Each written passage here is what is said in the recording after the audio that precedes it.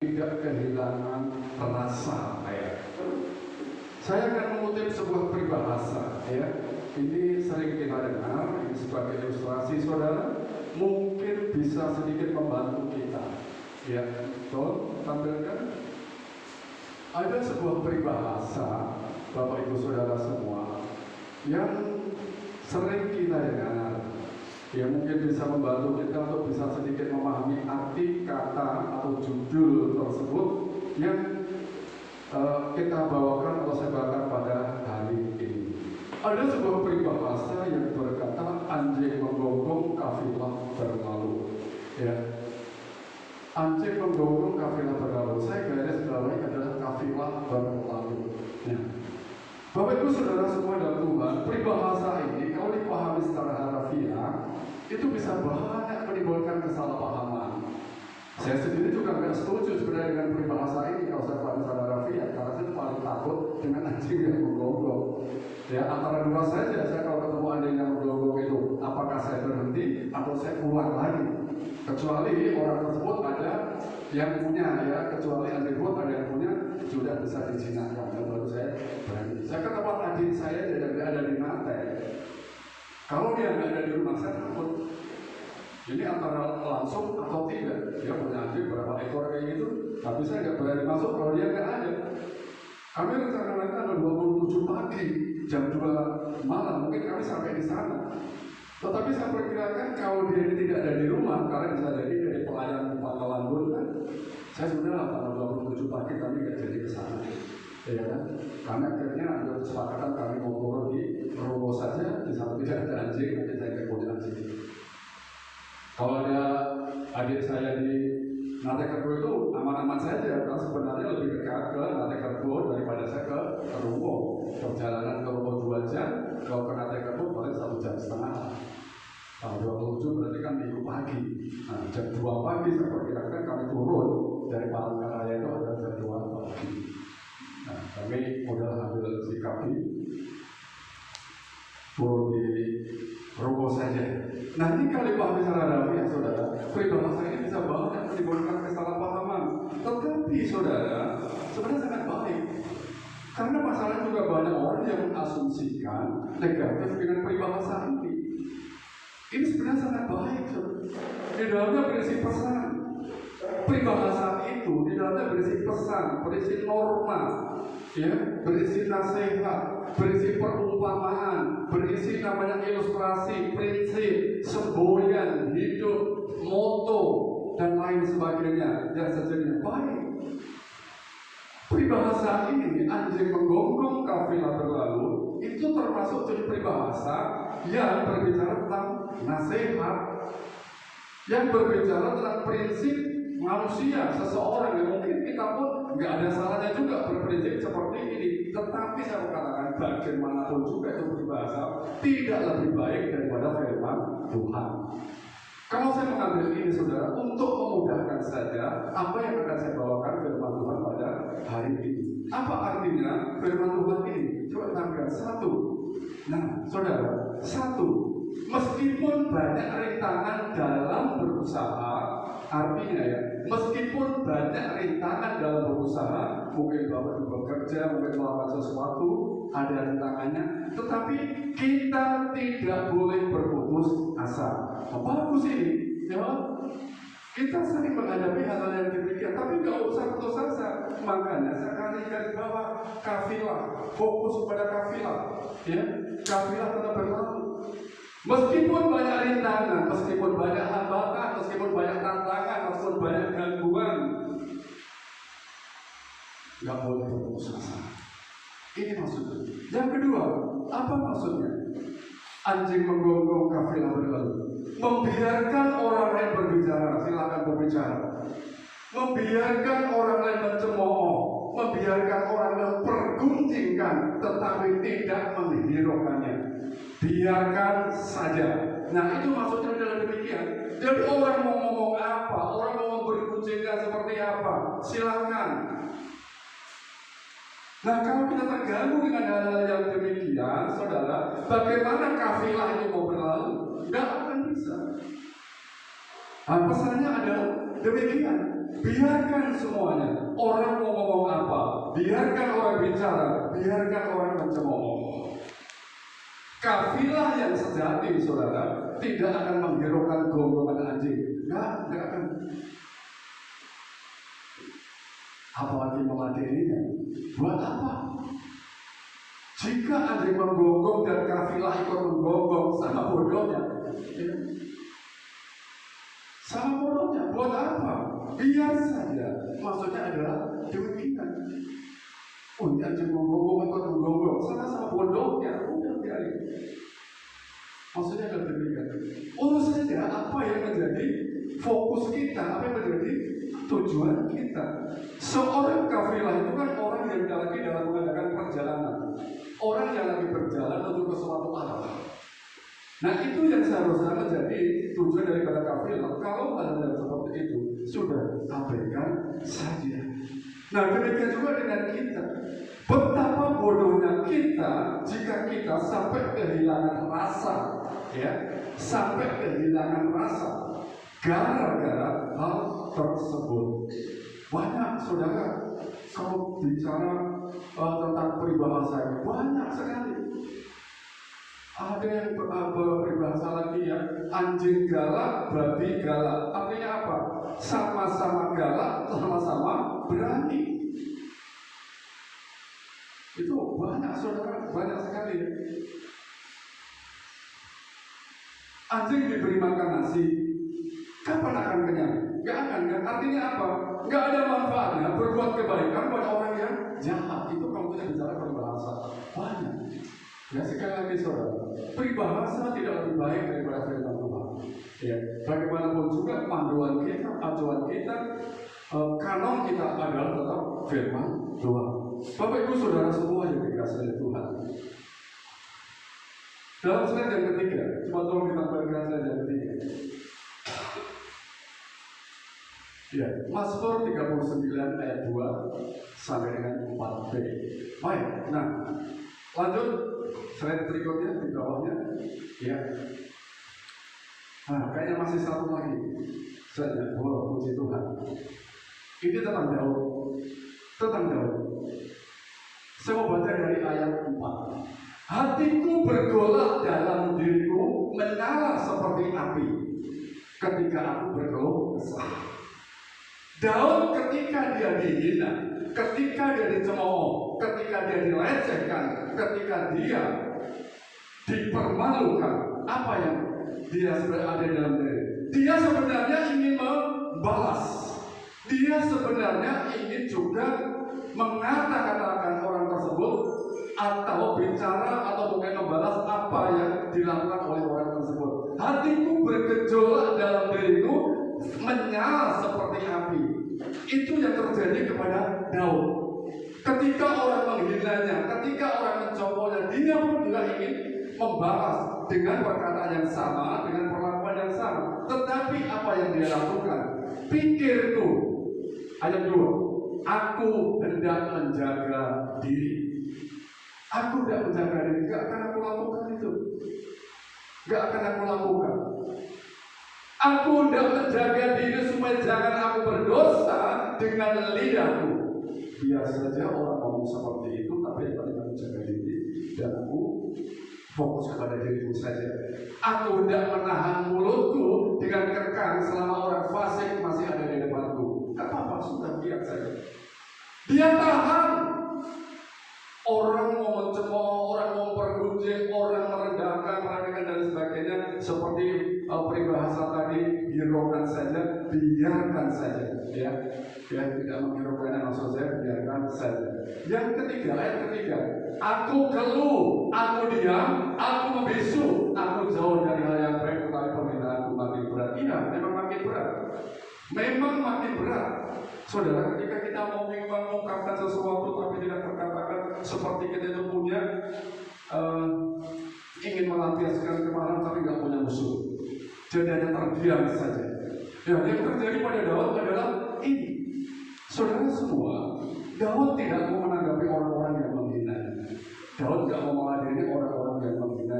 Itu tadi sama bodohnya kalau kita meladeni orang-orang yang bodoh seperti itu. Yang dikatakan seperti anjing yang menggonggong tadi itu. Saya mau kasih contoh saudara, akhir-akhir ini yang lagi viral. Mungkin Bapak Ibu Saudara pernah membaca atau mendengar berita apa yang terjadi dengan Pak Jokowi dengan Rocky Gerung, saudara. Pak Jokowi atau Pak Rocky Gerung saat ini pada mereka berdua ada suatu berita yang sangat viral dan sekarang perkaranya sudah ditangani oleh Barreskrim Polri. Ya, mungkin Bapak Ibu Saudara mendengar, tapi saya mau berikan ilustrasi lagi di lain peribahasa tadi juga ini. Pada waktu itu Pak Presiden dikatakan adalah bajingan tolol, ya sudah pernah dengar ya, disebut dengan bajingan tolol oleh Pak Rocky Gerung. Saudara semua dalam Tuhan, ini sebenarnya ya sangat menyakitkan. Tetapi apa yang dilakukan oleh Pak Jokowi? Pak Jokowi bilang itu hal kecil. Waktu ditanya bagaimana Pak Jokowi dengan tindakan atau ucapan orang itu hal kecil saja. Saya mau kerja saja. Nah, saudara, jadi waktu dikatain seperti itu, Pak Jokowi nggak menghiraukannya sama sekali. Sudah itu masalah kecil saja, masalah sepele saja. Aku mau kerja, aku mau fokus kerja. Artinya apa? Pak Jokowi benar-benar menghiraukan sama sekali. Cuma yang kepanasan ini kan sekarang ini kan para pendukung. Jadi apa artinya, saudara? Jadi apa artinya? Jadi orang yang tidak kehilangan rasa itu, orang yang tidak kehilangan hati, orang yang tidak kehilangan hati, orang yang tidak kehilangan arah, orang yang tidak kehilangan tujuan, orang yang tidak kehilangan fokus, orang yang tidak kehilangan panggilannya, orang yang tidak kehilangan pasiennya. Nah, ini tidak kehilangan rasa utuh, meskipun ada masalah, meskipun ada persoalan.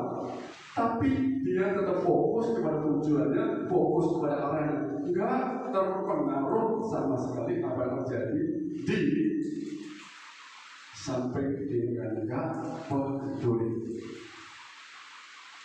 Nah, selain yang keempat, banyak orang kehilangan arah. Ya. Banyak orang kehilangan arah bukan karena masalah yang dihadapinya. Ya, bukan masalah yang ada di depannya, tetapi apa? Masalah yang seharusnya tidak dihadapinya. Seharusnya masalah itu dihiraukan saja.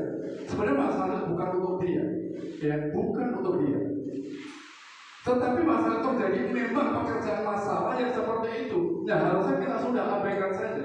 Nah, banyak orang yang jatuh, banyak orang yang kehilangan arah, ya, kehilangan rasa, bukan masalah yang dihadapinya, enggak.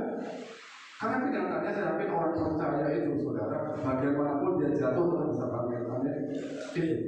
Ya, tapi juga tidak sedikit orang yang kehilangan arah karena bukan masalah yang dihadapinya. Justru ada masalah yang sedang tidak dihadapinya atau yang sedang dialami. Artinya apa? Orang tersebut walaupun tidak sedang menghadapi masalah, walaupun tidak sedang berhadapan dengan masalah, dia telah lupa fokusnya. Lupa fokus, dia terganggu. Kafilah yang sedang berjalan terganggu dengan gonggongan anjing ini tadi maksudnya. Dia lupa fokus, artinya apa? Ganti fokus. Seharusnya fokusnya ke depan, akhirnya fokusnya kepada anjing. Kan seperti itu. Dia lupa fokus, dia akhirnya ganti fokus. Nah, banyak yang terjadi seperti ini. Bapak Ibu Saudara semua dalam Tuhan, kalau Pak Jokowi pada waktu itu menghiraukan apa kata-kata daripada Rocky Gerung, Pak Jokowi mungkin akan terjebak ke sana. Tetapi puji Tuhan, Pak Jokowi tetap fokus pada kerja saja, sudah, itu masalah kecil saja. Pak Jokowi ini kalau saya ibaratkan seperti pohon jara, saudara, itu pohon jara itu kalau dibakar nggak terbakar, dicuci pun dia nggak bisa basah, itu betul gampang sekali. Nah, Pak Jokowi sudah masa bodoh dengan hal yang kecil seperti itu. Karena dia mau fokus kerja saja. Saya percaya kita menghadapi masalah, menghadapi persoalan tiap hari. Tapi, ya, katakan nggak ada masalah, ya, katakan nggak ada masalah. Katakan nggak ada masalah, terus mengatasi masalah tersebut. Artinya selalu ada jalan keluar. Saudara, Seperti kafilah yang terus berjalan, meskipun anjing menggonggongnya, maka demikian juga kita seharusnya. Ya, meskipun anjing menggonggong, tetap kita berlalu. Siapa di dunia yang tidak menghadapi masalah? Apa kita menunggu masalah selesai lalu berjalan? Gak ada masalah yang selesai. Hari ini selesai, besok tiba lagi. Apakah di dalam rumah tangga, di dalam pelayanan, atau di dalam pekerjaan, di dalam lingkungan dan sebagainya, selalu ada. Nah, sekarang kan tinggal kita saja. Jangan karena masalah tersebut yang sebenarnya bukan masalah kita, tetapi kita menjadi terganggu. Nah, maksudnya adalah demikian. Ya. Setiap hari, entah itu besar atau kecil. Tetapi pertanyaannya, apakah selama ini saat kita menghadapi masalah kita berhenti? Tidak kan? Apakah saat kita menghadapi persoalan kita berhenti? Saya kira juga tidak. Dan puji Tuhan itu sangat baik. Tetapi kalau ada orang percaya yang kehilangan rasa, kalau ada orang Kristen yang kehilangan arah, fokus, tujuan, integritas karena masalah yang menimpanya, maka pasti ada masalah dengan iman orang tersebut. Ya. Pasti ada masalah dengan iman orang tersebut. Artinya apa? Finalitas imannya perlu dipertanyakan. Maksud saya adalah jangan-jangan dia percaya kepada Yesus karena ada sesuatu yang ingin dia dapatkan dari Tuhan. Itu finalitas iman. Jangan-jangan dia menjadi pengikut Tuhan karena dia ingin sembuh, karena dia ingin berkat, karena dia ingin dapat jodoh, karena dia menginginkan sesuatu. Ini finalitas iman yang perlu dipertanyakan. Dia percaya kepada Yesus bukan karena dia mengenal Yesus dengan benar. Siapa Yesus? Itu sebabnya kalau ada orang percaya, lu aku ikut Tuhan kok ada masalah. Lu siapa yang bilang kalau ikut Tuhan gak ada masalah? Ya. Bapak ibu saudara semua di dalam Tuhan, biasa saudara masalah itu, ya kan? Masalah itu biasa, ya kan? Masalah itu biasa, masalah itu biasa, Allahku luar biasa. Enggak apa-apa. Masalah biasa itu. Jadi jangan kaget. Kalau ada orang percaya kaget, oh ada masalah, Tuhan ada masalah. Nah ini finalitas imannya yang harus dipertanyakan atau paling tidak ke depan perlu belajar dan terus belajar mengenal Yesus. Paulus, Bapak Ibu Saudara, di dalam pelayanannya mengabarkan Injil dan juga Yesus Kristus pada jemaat Korintus yang banyak mengalami masalah, baik dari dalam jemaat itu sendiri maupun juga dari orang-orang yang belum percaya. Jadi dari orang percaya juga menimbulkan masalah, menjadi sumber juga masalah bagi Paulus, juga orang-orang yang belum percaya, bahkan itu membawa dia ke dalam bahaya kematian. Coba kita lihat di dalam 2 Korintus pasal 4 ayat 11, slide berikutnya. Nah, saudara, sebab kami yang masih hidup ini terus-menerus diserahkan kepada maut karena Yesus. Jadi di dalam Yesus tetap ada masalah. Maksudnya adalah karena Yesus, Paulus selalu berada dalam bahaya kematian. Bukan penyebabnya Yesus, tapi orang yang mengikut Yesus itu adalah pasti menghadapi suatu masalah. Tidak juga beda dengan orang-orang di dunia sana, tetapi bedanya kan cara menghadapi masalah tersebut. Dalam keseharian Paulus terus-menerus, nggak ada berhenti. Ya. Paulus terus-menerus tiada henti menghadapi masalah ini. Semuanya karena Yesus. Karena apa? Memberitakan Injil. Karena apa? Memberitakan Yesus Kristus. Nah, tetapi baginya kan tidak ada masalah. Karena apa? Memang itu tujuan dia, memang itu fokus dia. Ya, ini saudara semua dalam Tuhan. Ini pasti terjadi. Jadi jangan heran. Ya, jangan heran. Apakah Paulus karena masalah tersebut lalu dia kehilangan rasa? Tidak. Apakah karena masalah yang membawa dia mendekati bahaya kematian ini lalu membuat dia kehilangan fokus, kehilangan tugas dan kewajiban dia? Tidak. Apa yang dialami oleh Paulus selama pelayanannya? Mari kita lanjut, saudara. Ya.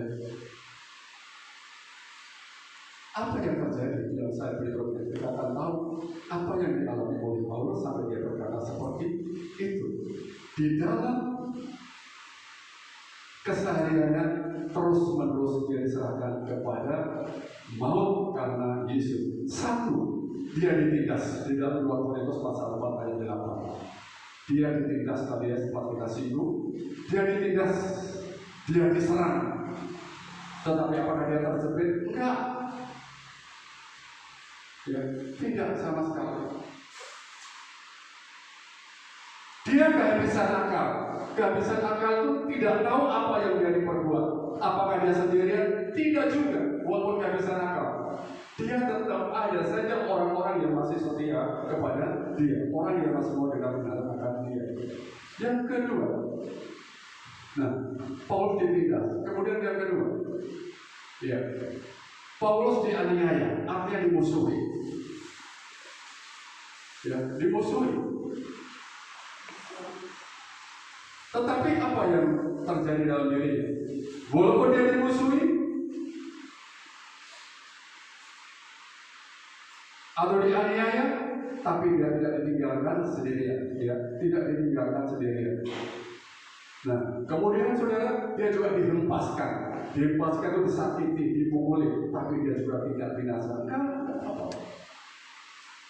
Diperbuat seperti apapun kepada Paulus, enggak ada masalah. Ya, seperti Pak Jokowi tadi, dikata-katakan seperti itulah. Dulu juga ada seorang ulama yang mengatakan Pak Jokowi seperti itu dan seperti apa Pak Jokowi yang tadi tidak ada. Paulus sudah semua dalam Tuhan. Paulus walaupun dihempaskan, walaupun dianiaya, walaupun dia ditindas, dia tetap tidak tergoyahkan. Ya. Kemudian saudara, apa yang terjadi di dalam jemaat? Saya lihat berikutnya. Ya, saya berikutnya, saudara. Bapak Ibu saudara semua dalam Tuhan. Di dalam jemaat dia juga difitnah. Karena ada orang yang menganggap bahwa cara-cara yang dia lakukan oleh Paulus adalah cara-cara yang gelap. Apa yang diajarkan itu adalah memutarbalikkan firman Tuhan. Padahal Paulus itu benar-benar dia murni menjaga apa yang sudah dia sampaikan. Dan maksud apa? Supaya orang-orang jemaat di Korintus tidak terpengaruh oleh ajaran-ajaran yang dibawa oleh guru-guru palsu atau para pendesar pada waktu itu. Dia difitnah. Dianggap pakai cara-cara yang gelap, yang memalukan, cara-cara yang licik, memutarbalikkan firman Tuhan dan lain sebagainya. Yang kedua, adanya rasul-rasul palsu di dalam jemaat Korintus. Ada rasul-rasul palsu. Mereka ini menyampaikan firman Tuhan, memberitakan firman Tuhan, ingin mencari keuntungan. Oh, dia memberitakan firman Tuhan akan sesuatu yang didapat. Nah, jemaat Korintus tergiur dengan rasul-rasul palsu ini. Di dalam 2 Korintus pasal 11, 2 Korintus pasal 11 ayat 13 dan 14. Sebab orang-orang itu adalah rasul-rasul palsu, pekerja-pekerja curang yang menyamar sebagai rasul-rasul Kristus. Orang-orang Korintus yang percaya, yang sudah percaya, mereka tergiur, terpengaruh oleh rasul-rasul palsu tersebut. Nah, itu juga masalah bagi Rasul Paulus ya. Cuma dia sudah percaya dipengaruhi seperti itu, kan jadi masalah bagi dia.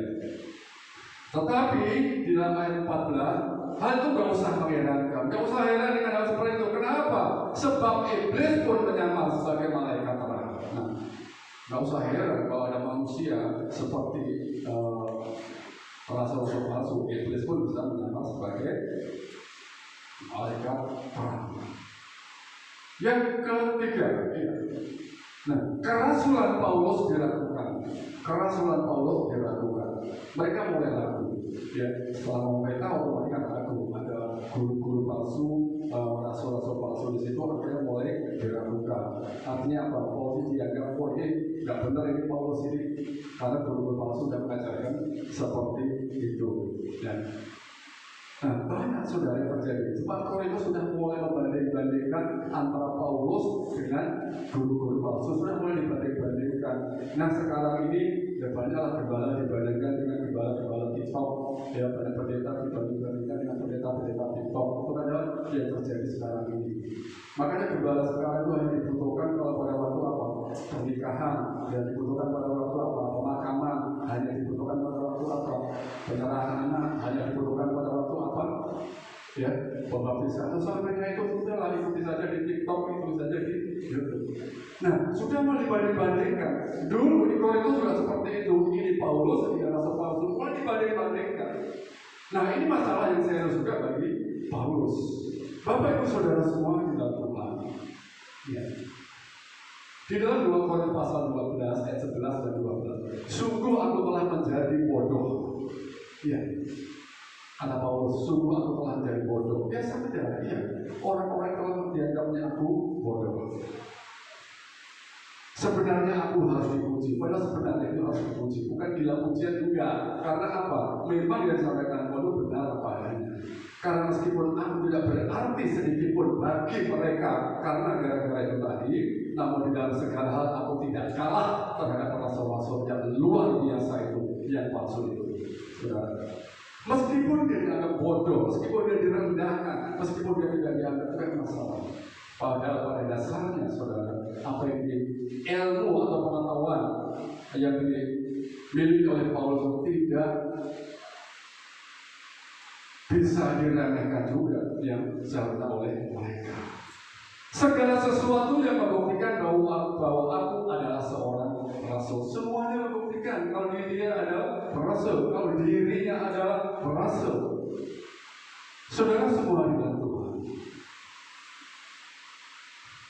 Pikiran-pikiran jemaat Korintus pada waktu juga dibutuhkan dan namanya ilah zaman. Ya, kita lihat. Nah, saudara, pikiran atau hati jemaat dibutuhkan oleh ilah zaman.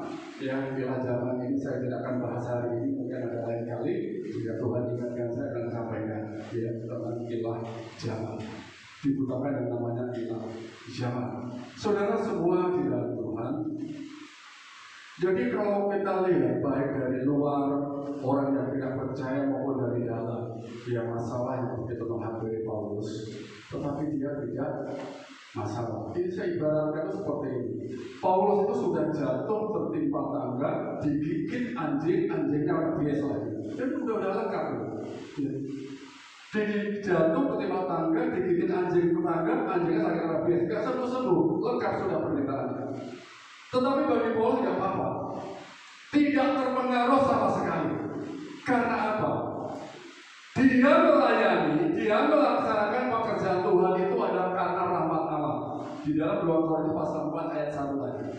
Semua yang dilakukan adalah karena Allah, karena kemurahan Tuhan yang dipercayakan kepada kita, yang dipercayakan kepada Paulus. Di dalam ayat B, karena itu aku tidak tawar hati, kata Paulus. Semua karena Tuhan. Oh, ini pekerjaan Tuhan. Mengapa harus tawar hati? Kalau Tuhan yang menurut, Tuhan yang memperlengkapi, Tuhan yang melindungi. Nah, saudara semua dalam Tuhan, lengkap masalah ini. Lengkap. Selain berikutnya, ya, meskipun kehilangan, ya, meskipun pada waktu itu Paulus mengalami atau menghadapi masalah yang bertubi-tubi, dia tidak kehilangan rasa, tidak kehilangan tujuan, dan tidak ambiar.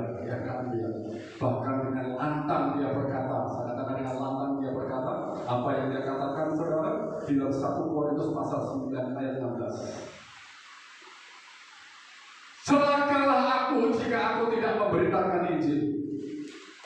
Dia lebih celaka lagi kalau tidak memberitakan Injil. Kalau cuma digigit anjing saja itu bukan kecelakaan. Dia akan lebih celaka kalau seandainya tidak memberitakan Injil. Karena jika aku memberitakan Injil, aku tidak mempunyai alasan untuk memegahkan diri atau menyombongkan diri.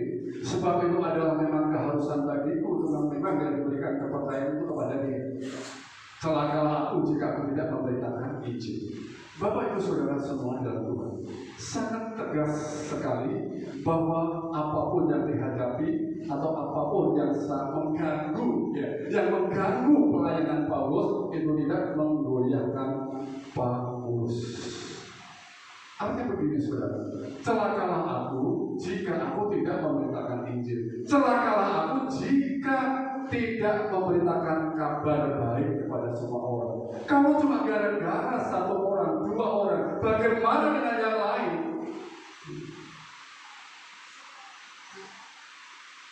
Bagaimana dengan yang lain? Itu maksudnya adalah yang disampaikan oleh Paulus.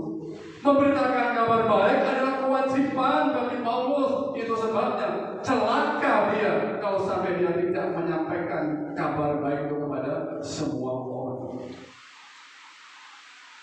Celaka bagi dia. Bapak Ibu Saudara semua dalam Tuhan. Kalau di dalam 2 Korintus pasal 4 ya, dari ayat 1 sampai dengan 6. Orang-orang Korintus yang sudah diputarkan oleh ilah zaman. Ya. Paulus sampai berkata, apa yang aku sampaikan adalah murni. Apa yang aku sampaikan adalah dengan integritasku sebagai seorang yang dipercaya oleh Allah, yang dipercaya oleh Tuhan untuk menyampaikan daripada Yesus atau kabar baik itu. Jika ada orang yang tidak mau menerima, itu urusan dia. Jika orang yang tidak bisa menerima apa yang aku beritakan, itu urusan dia, bukan urusan saya. Kata-kata Paulus adalah demikian. Itu masalah dia, bukan masalah saya. Bapak Ibu Saudara semua di dalam Tuhan, kita mungkin menghadapi masalah, ya. Kita mungkin menghadapi masalah, tapi jangan lupa passion kita, panggilan kita sebagai orang percaya. Jangan sampai kita kehilangan rasa. Jangan sampai kita menjadi tawar, itu maksudnya. Hanya karena masalah lalu menjadi tawar, hanya karena masalah lalu kehilangan rasa, kehilangan arah, kehilangan tujuan, kehilangan fokus, kehilangan pasien. Dan tetap saja beribadah, tetap saja memuji Tuhan, masalah tetap ada. Kecuali kita sudah mati sakit. Slide berikutnya. Ya. Paulus tidak kehilangan rasa. Apa itu saudara? Nah, ini mungkin gambarnya atau tulisannya kurang begitu. Satu, Paulus tidak tawar hati. Itu maksudnya ya. Paulus tidak tawar hati. Yang kedua, ya. Paulus meskipun ditindas tidak terjepit, dia habis akal, tetapi dia tidak putus asa. Tidak ada putus asa. Seperti berita saya tadi, ya. Walaupun banyak hambatan, banyak gangguan, banyak masalah, tapi tidak putus asa. Kita berusaha, kita melakukan sesuatu jika ada masalah, tetapi kita tidak putus asa. Sama. Paulus meskipun ditindas dia tidak terjepit, meskipun habis akal, tidak tahu apa yang dia perbuat, tetapi dia tidak putus asa. Sudah bingung apa yang dia lakukan, tetapi dia tidak pernah kehilangan rasa. Yang ketiga, Paulus dianiaya tetapi tidak ditinggalkan, di sendirian dia dilepaskan tetapi tidak binasa sama sekali. Dia tetap kokoh dengan luar biasa. Apa sih yang dimaksud dengan tawar hati? Apa yang dimaksud dengan kehilangan rasa? Mari kita lihat saudara di dalam slide berikut. Tawar hati. Ya. Di dalam tawar hati ini, saudara, Amsal 24 ayat 10. Saya minta salah satu orang untuk membacanya.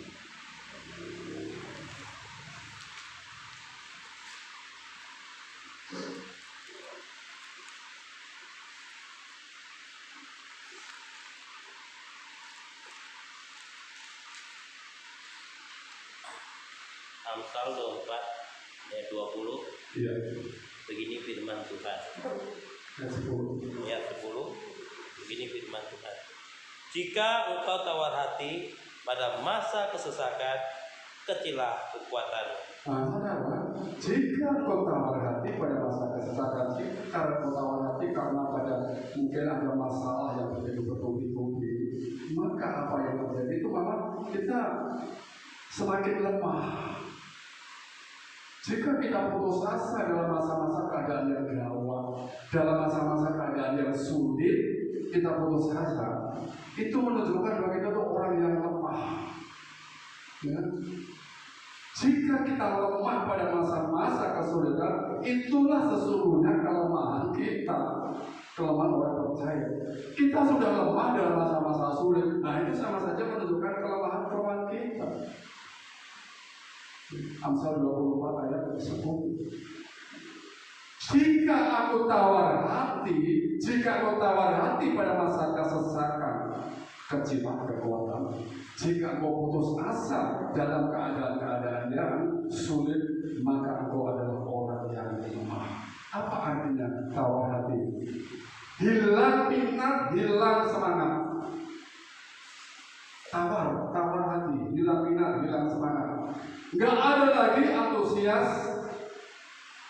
nggak berkobar-kobar mungkin ya. Antusias ini padan karya dari KPBI, saya juga tidak sempat membacanya.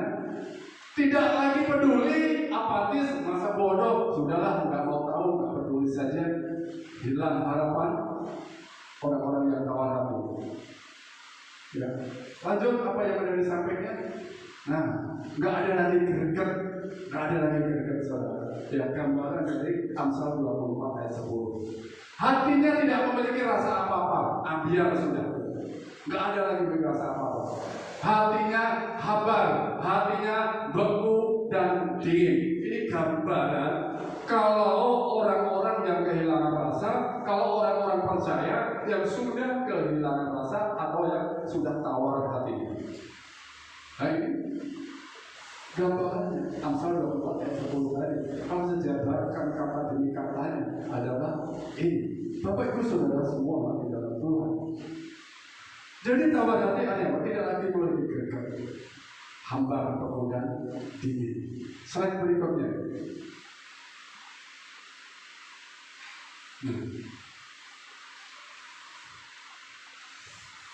Orang percaya yang kehilangan rasa itu seperti makanan yang hambar. Enak apa tidak? Nggak enak. Ya. Orang percaya yang kehilangan rasa, nggak ada rasa lagi nih. Asin juga enggak.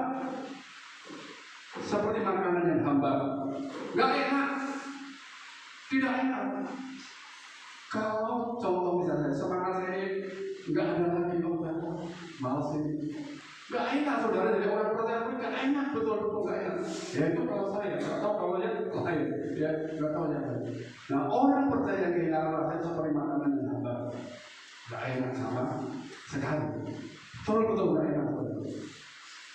Bapak saudara semua di dalam Tuhan, dan itu adalah merupakan keadaan yang sangat bahaya, ya, sangat bahaya bagi orang percaya. Karena kalau orang percaya sudah kehilangan rasa, itu udah nggak tahu lagi apa yang akan dilakukan, bingung sudah, ya. Itu berbahaya untuk kesehatan jasmani dan rohani. Lanjut, saudara.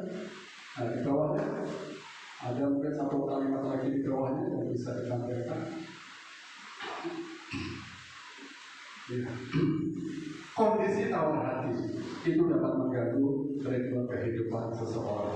Kondisi tawar hati, kondisi seseorang, kondisi saya, kalau saya tawar hati pasti terganggu. Karena berpikir terganggu terus, akan terganggu terus. Nah, saudara semua di dalam Tuhan, ini banyak terjadi. Kemudian, nah, kondisi tawar hati dapat mengganggu ritme hidup diri kita sendiri. Pasti terganggu kalau Bapak Ibu Saudara mengalami sudah malas lah, sudah gak ada tadi apa yang namanya semangat, gak ada antusias lagi, ya kan? Sudah namanya dingin, beku, tidak peduli, apatis, ya sudah, betul-betul sudah kayak mayat hidup saja. Nah, orang percaya belajar dari Paulus, saudara, bahwa masalah seperti itu dijatuh ke timpa tangga, digigit anjing sakit rabies, ya semua di Paulus. Semakin hari semakin parah. Kemudian lanjut, saudara, slide berikutnya. Supaya tidak kehilangan rasa, supaya tidak tawar hati, apa yang mesti kita lakukan? Satu, apa yang mesti kita lakukan? Ya, jangan fokus, ya, jangan fokus kepada penderitaan, jangan fokus kepada penderitaan, jangan fokus kepada materi, jangan fokus kepada sesuatu yang kelihatan. 2 Korintus pasal 4 ayat 16 sampai dengan 18. Jangan fokus kepada penderitaan, Fokus saja kepada Tuhan, fokus saja akan menjadi tujuan kita. Ya. Saudara semua adalah Tuhan. Saat kita fokus pada masalah-masalah rohani, kita fokus pada keimanan kita, maka masalah apapun yang muncul dalam kehidupan kita akan mudah kita tepiskan. Seorang kafilah, kalau dia masih saja mengurusi anjing yang menggonggong, dia tidak akan jalan. Ya. Apalagi dia ikut menggonggong sama-sama bodohnya. Ya. Jangan fokus pada penderitaan, jangan fokus pada masalah itu tadi. Yes. Bapak Ibu Saudara semua dan Tuhan, memang kadang-kadang apa itu kebaikan kita dimanfaatkan oleh orang lain, tetapi Bapak Ibu Saudara semuanya, kita sudah melayani sampai berkorban, bertenaga waktu dan sebagainya. Seperti itu, lantas kita membuat tawar hati, kan sayang gitu. Dan apalagi panggilan kita sebagai orang percaya kan tidak dipanggil untuk itu. Tetapi apa? Menjadi apa? Pemberita Injil, menjadi apa? Memberitakan Yesus Kristus. Inilah finalitas iman kita. Inilah finalitas iman kita. Dasar kita percaya kepada Kristus. Bukan ada sesuatu, bukan ingin sesuatu dari Tuhan. Aku ingin Yesus supaya sembuh, aku ingin supaya dapat jodoh, aku ingin supaya dapat berkat, aku ingin supaya memiliki ini, itu, harta dan sebagainya. Finalitas iman yang benar ketika kita mengenal Allah Yesus dengan benar. Semakin hari kita terus belajar. Ya, jangan fokus pada materi maupun penderitaan. Ya, tadi dikatakan, celakalah aku jika aku tidak memberitakan Injil. Kata Paulus, celakalah aku jika aku tidak bekerja. Celakalah aku jika aku tidak melanjutkan apa yang harus menjadi tujuan dalam perjalananku. Ya, seperti Jokowi tadi, celakalah aku kalau aku tidak fokus kerja, gara-gara ngurus orang satu, omongan orang satu ini. Gak mau dia Jokowi seperti itu. Ya. Bapak Ibu Saudara semua dan Tuhan, ya. Kemudian yang di bawah yang mungkin masih ada satu kalimat lagi. Nah, fokuslah hanya pada Injil dan Yesus saja, betul ya. Fokuslah hanya pada Yesus dan Injil saja. Sudah. Orang mau percaya atau tidak sudah itu urusan itu masalahnya. Ya, yang penting fokus kita pada Injil, fokus kita pada Yesus Kristus. Itu saja. Ya. Biarpun masalah, biarpun itu penderitaan, biarpun itu materi, ya, jangan sampai itu menghalangi fokus kita kepada Yesus, kepada Injil yang ada. Kemudian di dalam slide berikutnya, bukan slide yang terakhir, ya, saudara. Ya, saudara. Terima kasih, satu kalimat saja, saudara, dari saudara semua ya. Jangan benarkan yang biasa, ya, tetapi biasakanlah yang benar. Ya, paham ya? Jangan benarkan yang biasa, tetapi biasakanlah yang benar. Karena belum tentu yang biasa itu adalah benar. Tetapi kalau kita sudah membiasakan yang benar, itulah yang kita kerjakan. Kalau kita sudah biasa melakukan, oh ya ini pelayanan ini memang tugasku, ini adalah memang harapanku, ini adalah yang harus kerjakan, dan itu menjadi kebiasaan sesuatu yang baik. Jangan benarkan yang biasa, tetapi biasakanlah yang benar. Bapak Saudara semua dalam Tuhan, inilah yang seterusnya. Lakukan saja yang benar. Ada sebuah peribahasa lagi, saya mau kutip satu ayat lagi. Anjing menyala, bukit mana yang akan runtuh? Anjing menyala, bukit mana yang akan runtuh? Artinya apa, saudara? Hinaan orang, celaan orang, cemoohan orang, gunjingan orang yang ditujukan kepada orang yang benar tidak akan mempengaruhi orang tersebut. Karena apa? Mereka sudah terbiasa dengan hal yang benar. Jadi kalau mereka dicela, mereka dihina, mereka dicemooh, mereka tidak dianggap, mereka dianggap bodoh, mereka dipinggirkan, nggak masalah. Karena apa? Mereka sudah biasa melakukan hal yang benar dan sudah itu masalah pikiran saja. Masalah di depan ini adalah ke depan sana di dalam Yesus dan Injil itu sendiri. Saudara, biarkan saja anjing itu menyala, tetapi bukit mana yang akan tutup? Ini berbahasa juga. Ada juga anjing menggonggong di belakang gajah. Yang tidak ada artinya, tidak ada takut sama sekali. Saudara semua dalam Tuhan. Kehidupan orang percaya tidak lepas dari namanya tadi masalah, tidak lepas yang namanya dari persoalan. Jadi kalau kita sekali lagi berpikir aku nggak akan ada masalah, sekali finalitas iman kita perlu terbuka. Jangankan itu, saudara, jangankan kita berpikir seperti itu, kita pun tidak berpikir seperti, tapi ada pikiran kita harus selalu membangun iman kita. Karena ketika Tuhan datang, bukan ditanya hartamu berapa, bukan ditanya materi berapa, bukan ditanya apa yang kamu alami, dan ditanya adalah iman kamu. Ya, iman kamu. Ya. Oleh sebab itu, jangan benarkan yang biasa. Jangan menganggap yang biasa itu baik. Belum tentu baik, kebiasaan-kebiasaan yang buruk itu belum tentu itu benar. Mungkin nggak ada orang yang menegur, mungkin nggak ada orang yang menasihati dan sebagainya, tetapi jangan benarkan yang biasa. Biasakanlah hidupnya benar. Ya, Tuhan Yesus memberkati. Saya undang untuk memulai musik ke depan. Ya, kita akan naikkan sebuah pujian, saudara.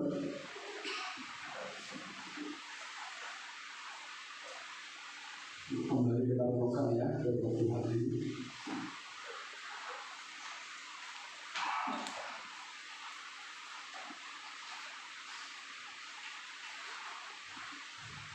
Ya, mungkin peristiwanya belum ada. Kita akan berpujian apapun yang terjadi di dalam hidupku ini.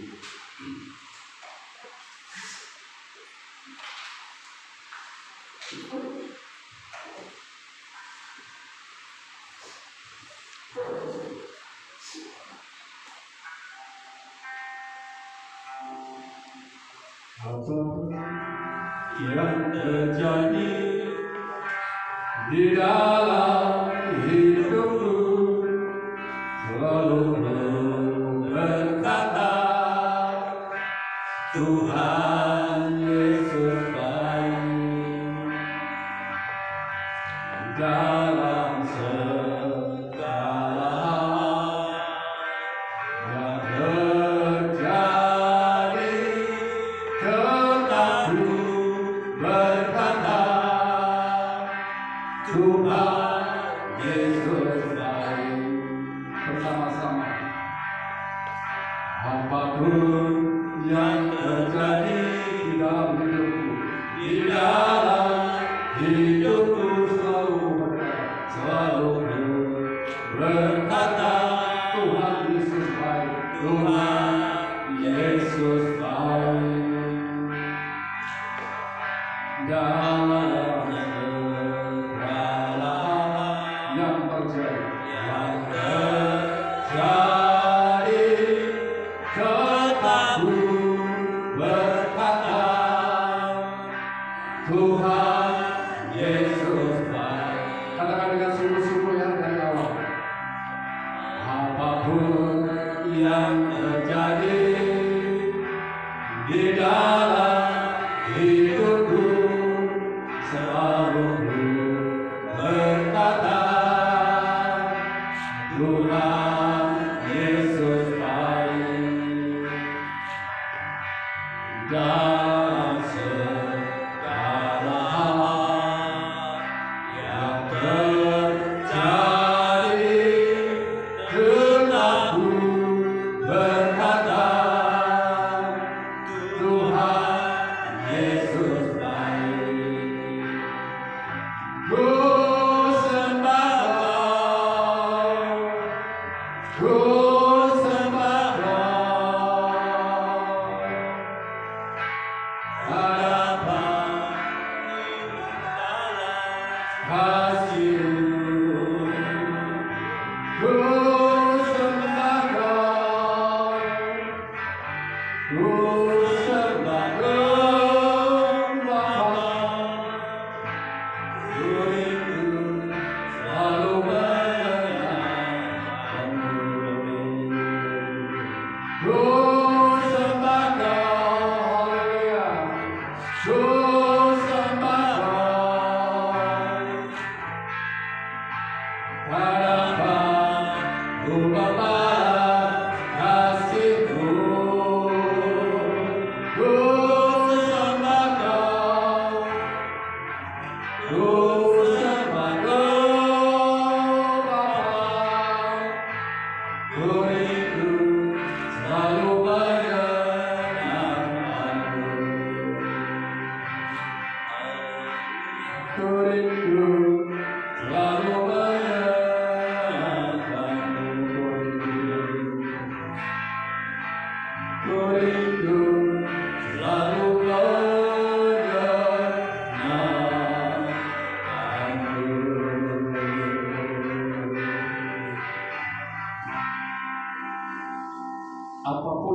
terjadi dalam kehidupan kita, jangan sampai lupa pada kita bahagia. Itulah panggilan kita, itu passion kita. Masalah jangan sampai membuat kita kehilangan rasa, sampai kita membuat tawar hati. Oh haleluya Yesus. Persoalan jangan sampai kita kehilangan rasa. Adalah rasa, semangat itu, arah dan tujuan itu tetap menjadi fokus kita. Sembah Dia, tinggikan Dia, muliakan Dia, apapun yang terjadi. Ada banyak persoalan yang terjadi dalam kehidupan ini. Tapi biarlah Tuhan berikan hati yang bijak, hati yang bisa memahami, sehingga kita sebagai orang percaya mengambil langkah yang tepat untuk bisa memuliakan namanya. Mungkin banyak orang yang menghina, mungkin banyak orang yang mencoba mempergunjing dan lain sebagainya. Itu masalah kecil, itu masalah di samping kita. Yang ada di depan kita adalah Yesus dan Injil itu sendiri. Yang ada di depan kita adalah memuliakan namanya, tinggikan Dia. Pelayanan yang dipercayakan kepada kita, kehidupan, perjalanan hidup yang dipercayakan kepada kita, semuanya adalah karena kemurahan-Nya. Karena oleh kemurahan-Nya itulah kita tidak tawar hati. Oleh karena kemurahan-Nya itulah, itu sebabnya kita tidak putus asa. Kita tetap memiliki rasa, kita tetap memiliki semangat. Sudah sepantasnya kita bersyukur kepada Dia. Tuhan, kita mengucap syukur untuk pemberitaan firman Tuhan pada hari ini. Kami mengerti apa yang seharusnya kami lakukan Tuhan, bahwa kami menjadi kuat, kami tetap teguh dan tidak tergoyahkan karena kami telah Tuhan percayakan untuk melakukan apa yang seharusnya kami lakukan sebagai orang percaya dan asalnya adalah dari Tuhan. Kami kuat adalah karena Engkau. Kami ini hanya berjalan Tuhan, yang mudah rapuh, yang gampang hancur dan gampang pecah. Tetapi kami menjadi kuat karena di dalam diri kami ada Yesus. Di dalam diri kami ada Allah. Itu sebabnya kami kuat, bukan karena kami memegahkan diri, tetapi kekuatan yang berlimpah-limpah itu adalah asalnya dari Tuhan. Terima kasih Bapak yang baik buat kepercayaan yang Tuhan berikan kepada kami semua yang ada di tempat ini. Berikan kami hati yang bijaksana Tuhan untuk dalam menjalani kehidupan ini dan dalam menjalani panggilan ini, sehingga kami tidak jatuh dan terus jatuh, tetapi kami tetap bangkit dan maju kepada fokus tujuan kami. Matlakan firman-Mu dalam hati kami, di dalam pikiran kami, dan akan terus menjadi panduan kami di dalam menjalani kehidupan ini. Di dalam nama Yesus kita berdoa. Haleluya. Amin. Kami serahkan kepada Tuhan.